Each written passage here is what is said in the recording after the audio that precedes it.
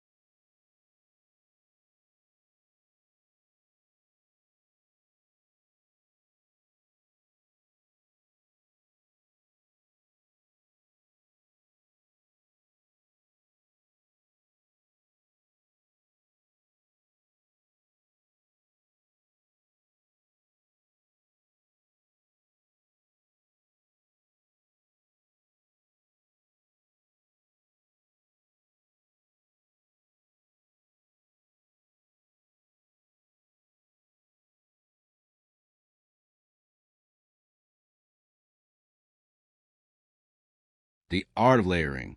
In our modern world, we have smart fabrics, thermal tech, and lightweight down jackets that weigh less than a loaf of bread. But in the winter of 1905, staying warm was a heavy, itchy, and exhausting business. If you didn't dress correctly, the damp cold would seep into your bones, leading to rheumatism or worse, pneumonia, the captain of the men of death. To the Edwardians, clothing was a fashion statement. It was your primary armor against a hostile environment. Let's look at the layers that stood between a human being and a frozen grave. The base layer, the scratchy shield. Long before the morning tea was poured, the struggle began with a union suit or long johns. Unlike the soft cotton blends we wear today, these were made of thick, heavy wool. If you were poor, the wool was coarse and untreated, feeling like sandpaper against your skin. Why wool? Because the Edwardians understood a scientific truth. Wool is a miracle fiber. Even when damp from sweat or melting snow, wool retains its insulating properties. It traps air in its crimped fibers, creating a pocket of warmth generated by your own body heat. But there was a price to pay, the winter itch. For 4 months of the year, your skin was in a constant state of irritation, but that itch was a sign that you were staying alive. The middle layers, trapping the heat. The secret to Edwardian survival was not one thick coat, but many thin layers. Over the long underwear came the flannel shirt, usually made of a wool-cotton blend.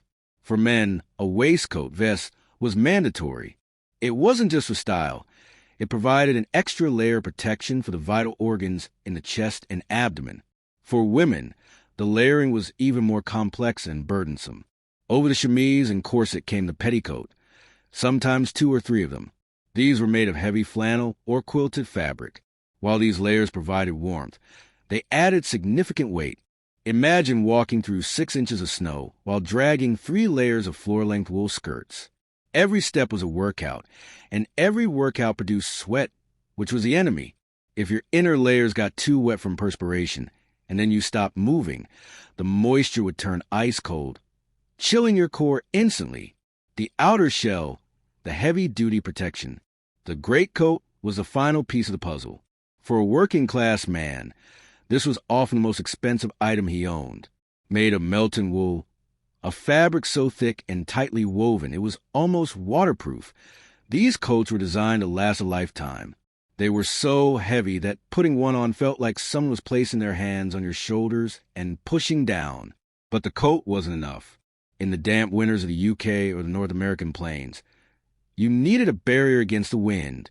This is where leather and fur came in for the wealthy, while the poor used heavy wax-treated canvases or simply wrapped themselves in extra woolen shawls. The extremities, the battle for toes and fingers. The most common injury in an Edwardian winter wasn't a cold or flu. It was chilblains. These were painful, itchy swellings on the fingers and toes caused by repeated exposure to cold and then sudden heat. To prevent this, footwear was a priority. Leather boots were greased with tallow, animal fat, or beeswax to make them waterproof. Inside the boots, people would stuff dried hay or old newspapers.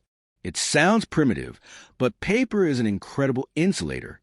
The air trapped between the sheets of newsprint acted as a thermal barrier, keeping the heat from escaping to the soles of the feet into the frozen ground. Gloves were rarely the thin, stylish things we see in movies.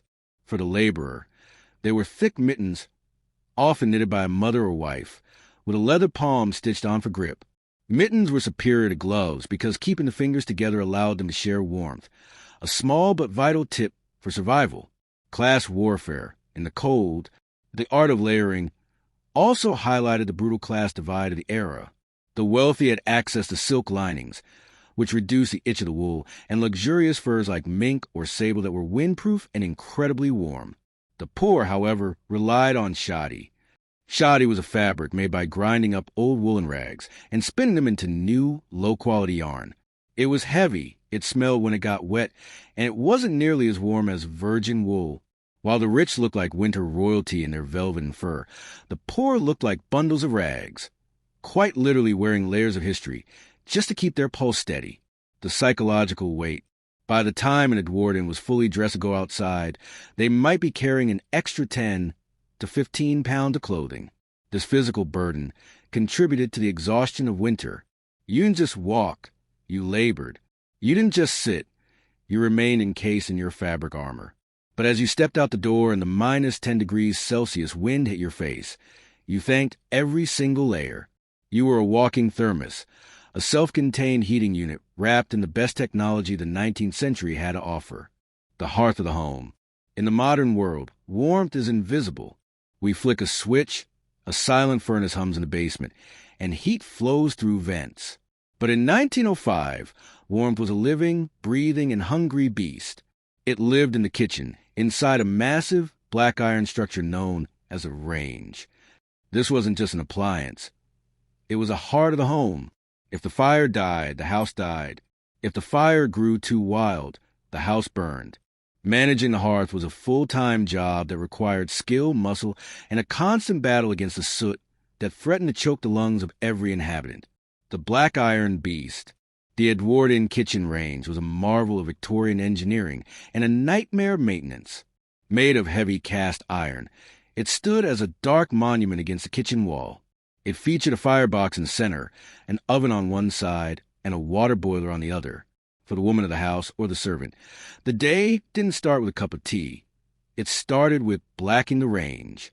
Every few days, the iron had to be polished with a graphite paste called black lead to prevent it from rusting in the damp winter air.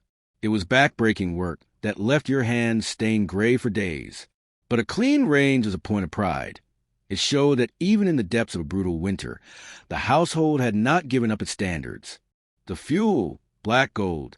In the early 1900s, coal was the lifeblood of the nation. Thousands of men toiled deep underground to provide the black gold that kept the country from freezing. For a typical household, the arrival of the coal man was the most important event of the week. He would carry heavy burlap sacks, weighing over 100 pounds each, down into the cellar. Coal was expensive. A sudden spike in prices during particularly harsh winter could mean the difference between eating meat or eating dry bread. Every lump of coal was counted. You didn't just throw a shovelful on the fire. You placed it strategically. You learned the language of the fire, how to bank it at night, so that a few glowing embers remained in the morning, saving you the struggle of starting from scratch with expensive kindling. The morning ritual of ash. Before a new fire could be lit, the remains of the old one had to be dealt with. This was the ash pit. Cleaning out the ash was the messiest job in the house. Fine, gray dust would rise into the air, settling on the furniture, the food, and into the lungs of whoever was cleaning it. This ash wasn't just waste, though. In the spirit of Edwardian frugality, it was often recycled. Sifted ash was used to soak up spills, mixed with night soil waste for the garden, or even used as a primitive abrasive to clean metal pots. Nothing was wasted because, in the winter, resources were too precious to throw away. The science of heat, the convection struggle. One of the greatest challenges of the 1900s was that heat didn't travel. The kitchen might be a sweltering 25 degrees Celsius, 77 degrees Fahrenheit because of the stove, but just 10 feet away in a hallway, the temperature dropped to near freezing. To combat this, Edwardians used draft excluders, long, snake-like bags filled with sand or sawdust placed at the bottom of doors. They understood that the hot air from the stove would rise and try to escape, while the heavy, cold air from outside would crawl along the floor like a ghost. Life in the winter was a constant movement between zones. You stayed in the kitchen as long as possible. When you had to move to the parlor or the bedroom, you did so quickly, carrying a hot brick wrapped in flannel or a copper bed warmer filled with coals to keep your hands from numbing.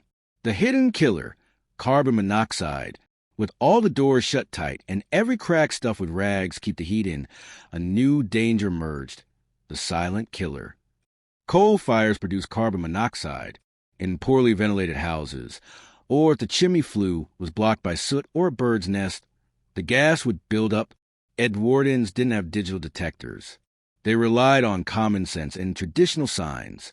If the family became unusually drowsy, or if the pet dog seemed lethargic, it was a sign to crack a window, even if it meant letting in the sub-zero air. The choice was often between freezing or suffocation. Many families went to sleep in a warm room and simply never woke up victims of the very fire that was supposed to keep them safe. The sound of the hearth. There's a specific sound to an Edwardian winter. The rhythmic clink-clink of the coal shovel against the iron grate, the roar of the chimney when the wind caught it, and the occasional pop of a gas pocket in the coal. For the children of the house, the hearth was the center of their universe. It was where they did their homework by the flickering orange light, where they toasted pieces of bread on long forks, and where they listened to their elders tell stories of even worse winters from the past. The fire was more than a utility. It was a member of the family. It required feeding, cleaning, and attention, and in return, it provided the only thing that made the dark, frozen months bearable, light in life. Conclusion of Part 3. But the fire was only half the battle. To keep the fire of the human body burning, you needed calories, and lots of them. In a world where the milk froze in the bottle and the meat turned to stone in the larder, how did the Edwardians feed themselves? Breakfast of survivors. In our modern world, we often count calories to lose weight. In 1905, you counted calories to stay alive, a body living in a house with no central heating, performing manual labor in sub-zero temperatures, burns energy at a terrifying rate. To survive an Edwardian winter, you couldn't rely on a light salad or smoothie. You needed fat. You needed sugar. You needed heavy food that would sit in your stomach like a hot coal. Today, we explore the survival diet, the high-calorie fuel that powered the 12-hour workdays of a frozen century. The frozen larder. Before the sun was even up, the mistress of the house faced her first challenge, the larder.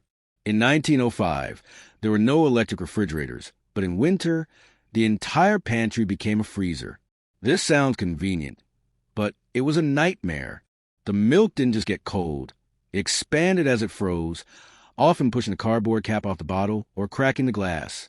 The butter was as hard as a brick, requiring it to be placed near the stove for 30 minutes before it was even spreadable. Worst of all was the meat. If you had a joint of beef or a ham hanging in the larder, it would be frozen solid. Cutting it required a saw, not a knife. Every meal required hours of pre-thawing near the kitchen range. The Edwardian kitchen was a constant cycle of defrosting, boiling, and stewing. The morning porridge, the foundation. The cornerstone of the Edwardian winter breakfast was porridge, but not the thin, watery version we see today. This was steel-cut oats. Boil for hours until it reached a thick, glue-like consistency. It was seasoned with a pinch of salt and, if you could afford it, a dollop of golden syrup or heavy cream. Oats were the perfect survival food. They are complex carbohydrates that release energy slowly throughout the morning. For a schoolchild walking 3 miles through the snow or a laborer heading to the docks, that bowl of porridge was their internal furnace. It provided a steady stream of heat as the body digested the dense grains. The power of fat, lard and dripping. If porridge was a foundation, fat was the fuel. In the early 20th century, fat wasn't a dirty word. It was a lifesaver. The most common spread wasn't expensive butter, but dripping. This was a cold, congealed fat left over from roasting meat. A thick slice of toasted bread, spread heavily with beef dripping and sprinkled with salt and pepper, was a standard breakfast or snack. To our modern palates, it sounds unappealing, but to a person whose core temperature was dropping, that animal fat was pure gold. It provided the dense calories needed to maintain thermogenesis, the process by which the body generates heat. Without adequate fat intake, the body would begin to shiver uncontrollably within hours of stepping outside, leading to rapid exhaustion. The tea ritual, liquid warmth. No Edwardian morning was complete without tea, but in winter, tea served a dual purpose. Yes, the caffeine provided a much-needed boost for the dark morning, but the primary function was internal heating. The tea was served scalding hot and loaded with sugar. Sugar was a quick-burning fuel, giving the body an immediate spike in energy to tackle the first chores of the day, like shoveling snow or carrying water. The warmth of the cup also served a practical purpose. It was a way to thaw out frozen fingers before putting on work gloves. In many working-class homes, the teapot stayed on the corner of the kitchen range all day long, being topped up with hot water and fresh leaves, acting as a communal station for quick warmth. The struggle for protein. While oats and fats were plenty, fresh protein was a luxury in the dead of winter. Most families relied on salt pork or bacon, This wasn't the thin, crispy bacon we know. It was thick, salt-cured slabs of fat with a streak of lean meat. The salt served two purposes. It preserved the meat without the need for ice, and it encouraged the body to retain water, which was strangely helpful in the dry, cold air of winter. Eggs were rare. Chickens often stop laying eggs when the days get short and the temperatures drop. If a family had eggs in January, they were likely water-glassed, an ancient method of preserving eggs by submerging them in a bucket of sodium silicate. These eggs would stay fresh for months, but they were treated like precious jewels, saved for the most grueling days or for the sick. The pudding culture dinner, usually eaten at midday, was the largest meal. This is where the famous suet puddings came into play. Suet is the hard fat found around the kidneys of cows. Edwardians would mix this fat with flour and dried fruits like raisins to create spotted dick or suet dumplings. These puddings were steamed for hours. They were incredibly dense and heavy. A single serving could contain 800 to 1,000 calories. This was a slow burn, fuel that would get a worker through the freezing afternoon until the sun went down. Conclusion of Part 4. The Edwardian winter diet was a masterpiece of survival. It was built on the understanding that the body is an engine, and an engine cannot run without fuel. They ate with a purpose, to stay warm, to stay strong, and to stay alive. But what happens when you finish your meal and realize there is no water left to wash the dishes? Or worse, no water to drink? In our next part, we look at the most basic necessity of life and how it turned into a frozen nightmare. Water and ice. In the 21st century, we take water for granted. We turn a handle, and an endless stream of clean, temperature-controlled water appears. But in the winter of 1905, water was a stubborn, frozen enemy. In the Edwardian era, if you want a glass of water or a pot for tea, you didn't just turn a tap, you often had to fight for it with an axe. Today, we explore the frozen grid. The era where the most basic necessity of life could disappear overnight, trapped inside pipes of lead and wells of stone. The sound of the axe, the morning break. For the millions of people living in rural areas or small villages, water came from an outdoor pump or communal well.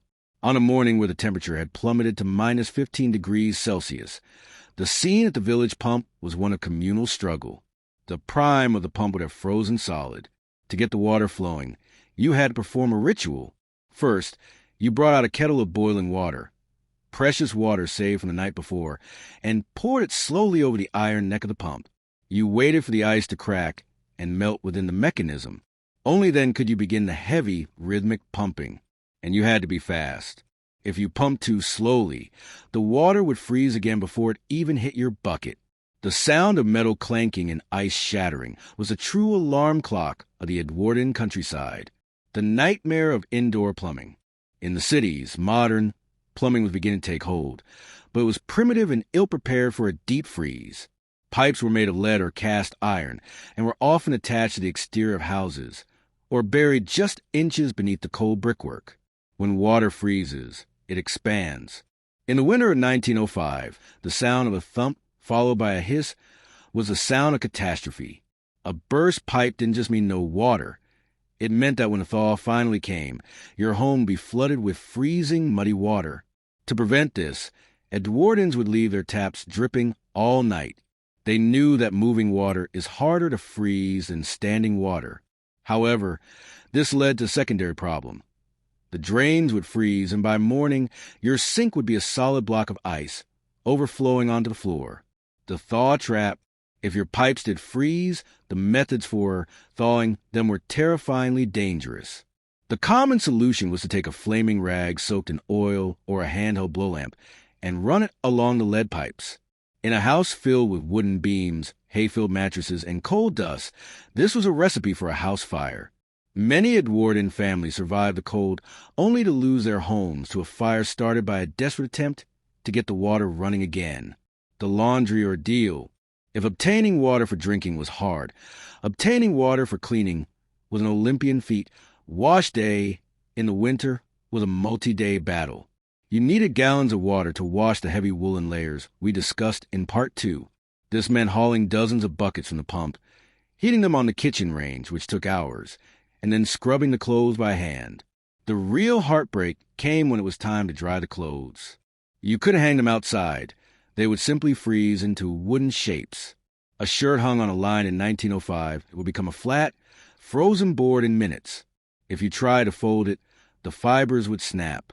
Most families had to hang their wet laundry on clothes horses inside the kitchen. This turned the only warm room in the house into a damp, humid, and claustrophobic jungle, with a smell of wet wool and coal smoke mixed into a thick, suffocating air. The harvest of ice. While the average person struggled with ice, for some, the ice was a crop. Before the invention of electric refrigeration, ice was harvested from ponds and rivers. Men with long, jagged saws would venture onto frozen lakes, cutting massive blocks of ice that were 2 feet thick. These blocks were hauled by horse-drawn sleds to ice houses, deep underground pits lined with straw and sawdust. Remarkably, if the blocks were packed tightly enough, the ice would stay frozen all the way through the following summer. In 1905, the ice that froze your pipes in January was the same ice that would cool a wealthy man's drink in July. The ice harvesters were the unsung heroes of the winter, working in the most dangerous conditions, often falling through thin ice just to secure this frozen commodity. Hygiene and the sponge reality. Because water was so difficult to transport and heat, full-body baths were rare in the winter. Most people practiced the sponge bath. You would stand in front of the kitchen fire with a small basin of warm water and a rag, washing one section of your body at a time, while the rest of you shivered in the cold air. This lack of water usage wasn't just about laziness. It was about survival. Every drop of water used for washing was a drop of water that had to be hauled, heated, and paid for in coal. In the hierarchy of winter needs, thirst and warmth always sat higher than cleanliness. Conclusion of Part 5. As the sun began to set at 4 p.m., the struggle for water would pause, but the struggle for work continued. For the Edwardian man, the frozen world wasn't just a home, it was a workplace. Whether you were a farmer, a dock worker, or a postman, the ice didn't mean a snow day. It meant your job just got 10 times harder. Out in the element. In our era, a heavy snowstorm often means a remote work day or a canceled school bus. But in 1905, the world did not stop for the snow. There were no snowplows, no salted roads, and no heated cabins and trucks. If you were a laborer, a farmer, or a postman, the Great Freeze wasn't an excuse to stay inside. It was a challenge that tested the very limits of human endurance. To stay home was to lose your wages, and to lose your wages was to starve. Today, we step outside the home and into the brutal reality of the Edwardian outdoor workspace. The silent streets. The first thing you would notice about a 1900s winter morning was the sound, or rather, the lack of it. Snow acts as a natural acoustic insulator, but the silence was also due to the lack of machinery. The only sounds were the crunch-crunch of heavy boots on packed ice and the rhythmic jingle of horse harnesses. The roads were treacherous. In the cities, the mixture of snow, horse manure, and coal secreted a slippery, black slush known as clutch. Walking through it was an exercise in balance. If you fell, you didn't just get wet. You were covered in the filthy remains of the city's industrial waste. For the street sweepers, their job became a nightmare of moving heavy, frozen piles of this sludge just to keep the main thoroughfares open for the horse-drawn omnibuses. The burden of the horse. In 1905, the world ran on horsepower, literally. Horses were the engines of the economy, and in the winter, they suffered more than the humans. A horse slipping on the ice was a catastrophe. If a horse broke a leg, it was usually a death sentence for the animal and a financial disaster for the owner. To combat the ice, blacksmiths were kept busy day and night fitting frost nails or caulkins to horseshoes. These were sharp metal studs that acted like cleats, digging into the ice to provide grip. But even with these, the effort of pulling a heavy load through the snow was immense. You would see horses with steam rising from their bodies like locomotives, their breath forming thick icicles on their muzzles. The horse watering troughs became frozen blocks, and kind owners would carry buckets of warm mash and ale to keep their animals' internal temperatures up. Farming, the endless chore. For the farmer, winter was not a time of rest. While the crops were dormant, the livestock were in constant danger. Sheep could easily become snowed in. trapped in drifts where they would suffocate or freeze, if not found quickly. Farmers had to trek miles through waist-deep snow, often carrying a long pole to poke into drifts, looking for steam holes created by a buried sheep's breath. Feeding the cattle was a grueling physical labor. Frozen hay had to be pitched, and as we discuss in Part 5, the water supply was a constant battle. The farmer's hands were a map of his struggle. Cracked skin, hacked sores from the cold, and permanent frost-nipped fingertips. There were no waterproof Gore-Tex gloves. There was only grease-soaked wool that eventually froze into the shape of the shovel handle. The postman and the messenger. One of the most respected figures of the Edwardian winter was the postman. In an age before the internet, the mail was the only link between families. The postie was expected to make his rounds regardless of the drifts. Rural postmen often walked 15 to 20 miles a day. In the Great Freeze of the early 1900s, stories emerged of postmen being found leaning against stone walls, frozen to death with their mailbags still gripped tightly. They were the sentinels of communication, and the sight of the red-faced man in his heavy navy blue coat was a symbol of hope for isolated families. They brought the news of the outside world to people who hadn't seen a neighbor in weeks. The danger of whiteouts. Without GPS or paved highways, it was incredibly easy to get lost. A sudden blizzard or whiteout could turn a familiar path into a deadly trap. In the flat plains of North America or the high moors of England, the horizon would disappear. People would lose their sense of direction just yards from their own front door. There are harrowing accounts of Edwardians tying ropes from their back door to the barn so they could find their way back after feeding the animals. If you lost the rope in a whiteout, you were as good as dead.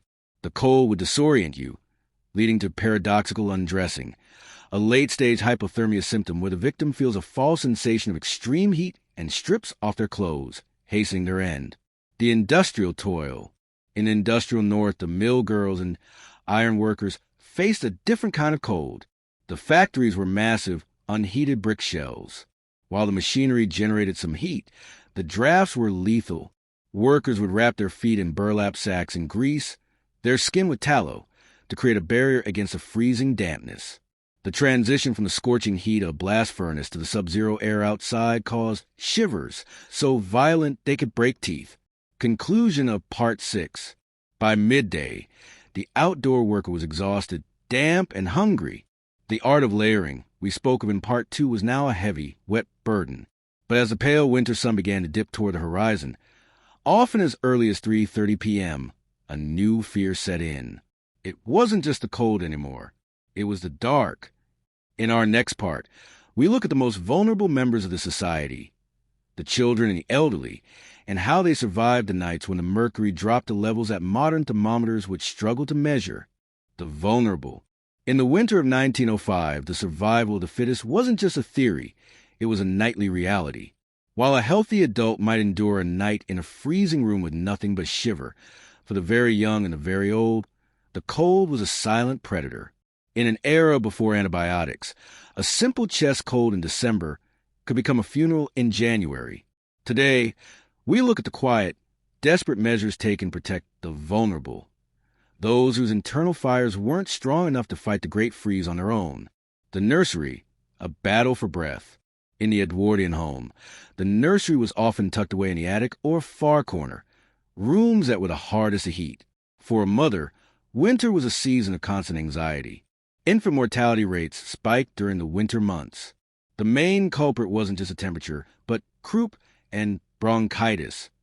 The air in these homes was incredibly dry because of the coal fires, which irritated tiny lungs. To combat this, mothers used bronchitis kettles, long-spouted pots that sat on the fire, sending a constant stream of steam into the room to keep the air moist.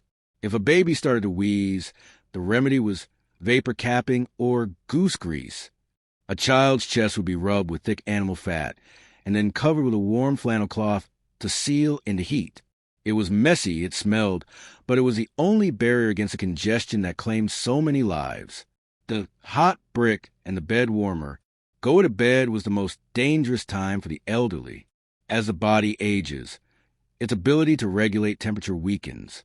In a room where the temperature might drop to 2 degrees Celsius 35 degrees Fahrenheit, A senior citizen could easily slip into hypothermia while they slept. The solution was a range of preheating tools.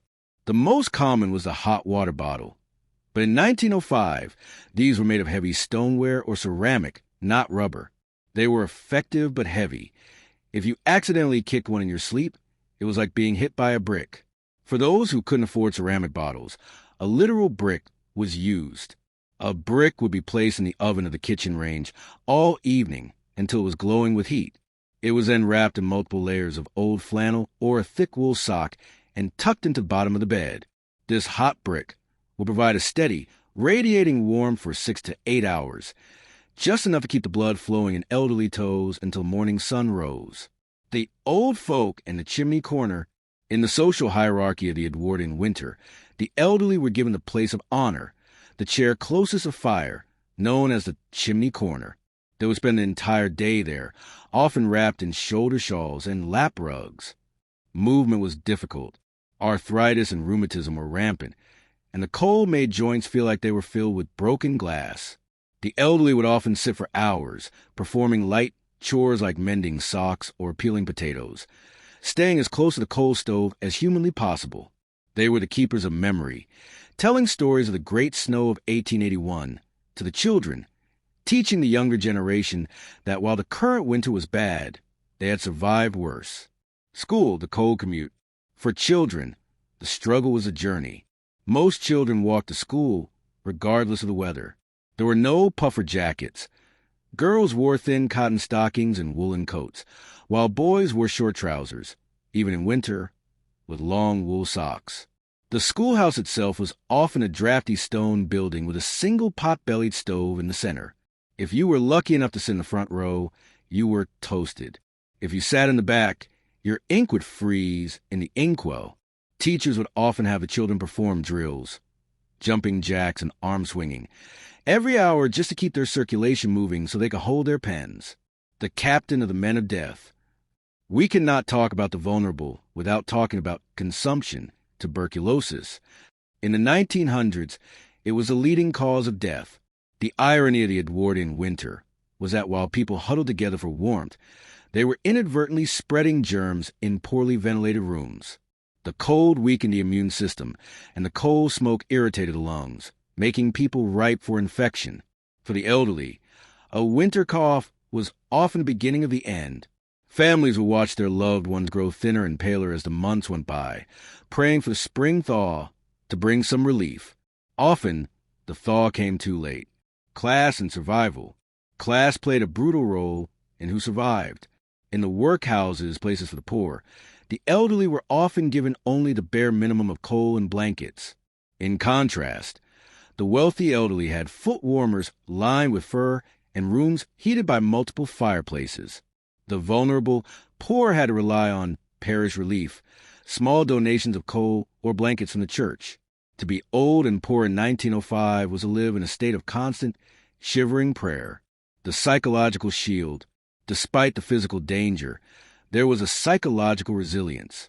Children were taught from a young age that feeling the cold was a sign of weakness. They were encouraged to brave it out. This stiff upper lip attitude was a survival mechanism. If you accepted that the cold was your master, you would lose the will to fight. By treating the winter as a character-building exercise, the Edwardians managed to keep their spirits high even when the thermometer was low. Conclusion of Part 7. Protecting the vulnerable took every ounce of the family's energy. But even with the fire going and the bricks heated, there was one thing you couldn't avoid: the basic call of nature. In our next part, we look at the most dreaded experience of the Edwardian winter, a trip to the outdoor privy. Hygiene in the cold. We live in an age where the bathroom is a sanctuary, warm tiles, steaming showers, and indoor plumbing. But in 1905, for the vast majority of people, the bathroom was a drafty wooden shack at the end of the garden. In the middle of a January blizzard at 3 a.m., the call of nature wasn't just an inconvenience. It was an alpine expedition. Today, we dive into the shivering reality of Edwardian hygiene, a world of frozen toilets, the weekly bath, and the absolute struggle to stay civilized when the temperature is working against you. The dreaded outdoor privy. For the working class, Indoor toilets were a rare luxury. Most homes had a privy or outhouse. This was a small wooden hut built over a deep pit or a removable bucket. Imagine leaving your warm bed, putting on your boots, and trekking through 6 inches of snow just to sit on a wooden bench that was minus 10 degrees Celsius. There was no soft, quilted toilet paper. Instead, people used old newspapers or almanacs cut into squares and hung on a string. In the winter, the ink from a newspaper would often transfer to your skin, and the paper itself was as stiff as cardboard. But the cold brought a more solid problem. In a deep freeze, the contents of the pit or bucket would freeze solid. This meant the night soil men, the workers who came to empty the toilets, couldn't do their jobs. Families would have to pray for a slight thaw just so their waste could be removed. The chamber pot, the indoor alternative, because the trip to the outhouse was so brutal, every bedroom had a chamber pot or jerry kept under the bed. This allowed you to avoid the midnight trek through the snow. However, this came with its own set of problems. The smell was contained by a ceramic lid. But in the morning, someone had to carry the slops downstairs through the kitchen and out to the privy to empty them. In a particularly cold room, the contents of the chamber pot would actually freeze overnight.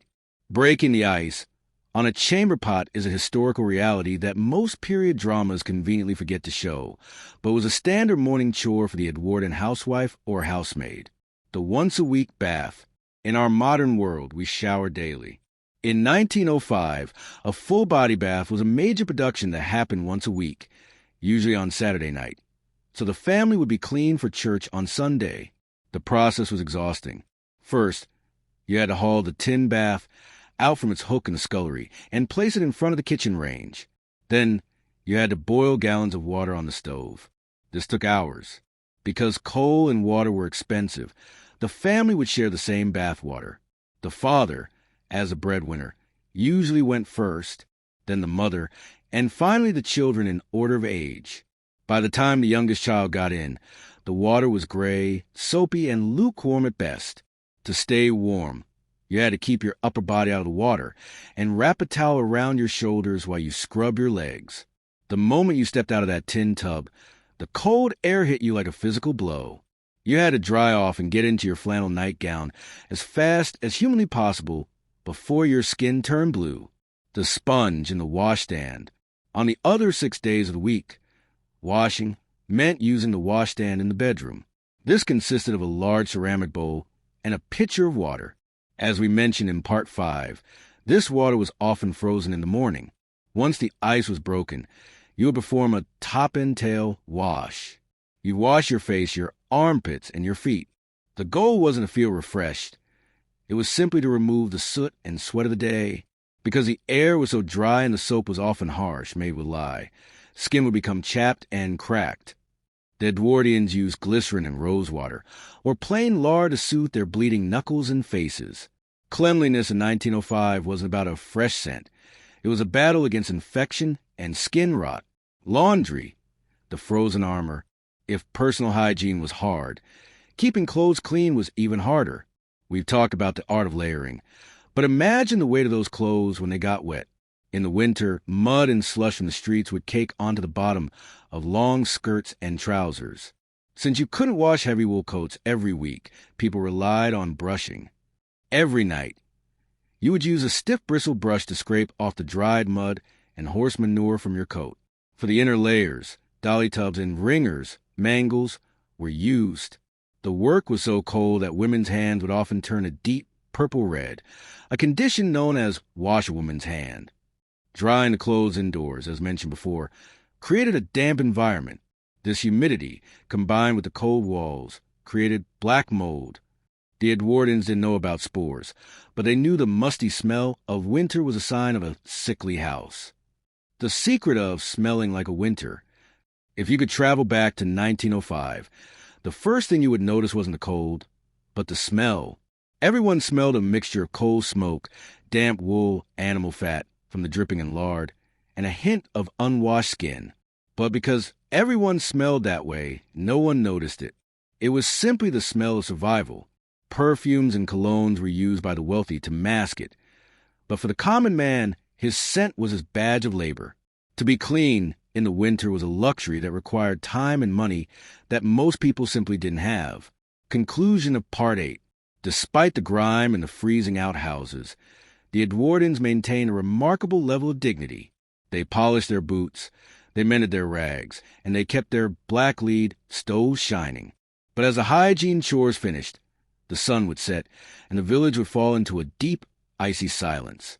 In our next part, we look at the winter industry, how the economy kept moving when the canals were frozen and the roads were blocked. In the modern world, we are bombarded by artificial noise, the hum of electricity, the roar of engines, and the ping of notifications. For a Viking living in the 9th century Arctic, the world was characterized by a profound, almost heavy silence. But to the trained ear, this silence was never empty. It was a language. This section explores the sensory intelligence of the Norse people. To survive the winter, they had to develop a heightened state of environmental awareness that modern humans have almost entirely lost. They didn't just look at the weather. They felt the atmospheric pressure in their joints and tasted the moisture in the air. The most critical sense for a Viking was hearing.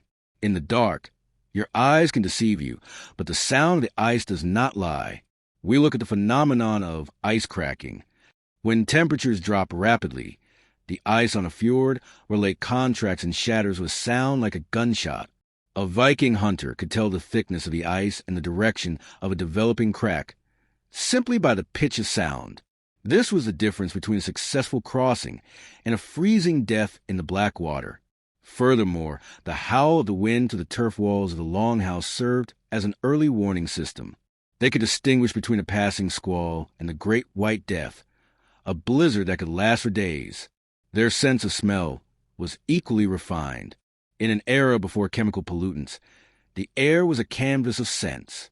A Viking could smell a snowstorm coming from miles away, the scent of ozone and metallic cold that precede a heavy fall.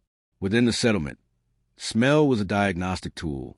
The scent of the hearth fire told them if the wood was damp, indicating future smoke issues, or if the peat was high quality. Even the smell of the livestock in the byre provided information. A change in the scent of the manure could indicate a sick animal, which was a threat to the family's heat source and future food supply. This sensory survival extended to tactile or touch. Vikings developed a topographical memory. They could navigate familiar paths in total darkness or heavy fog by feeling the slope of the ground beneath their boots and the direction of the wind against their cheeks. This is often referred to as wayfinding. They used the fetch of the wind, the way it feels as it hits an obstacle, to locate their longhouse when visibility was zero. This part of the script emphasizes that the Vikings were not fighting nature. They were reading it. Their bodies had become finely tuned instruments, synchronized with the frequencies of the Arctic. They lived in a state of constant, active listening, a meditative survival mode that kept them one step ahead of frost.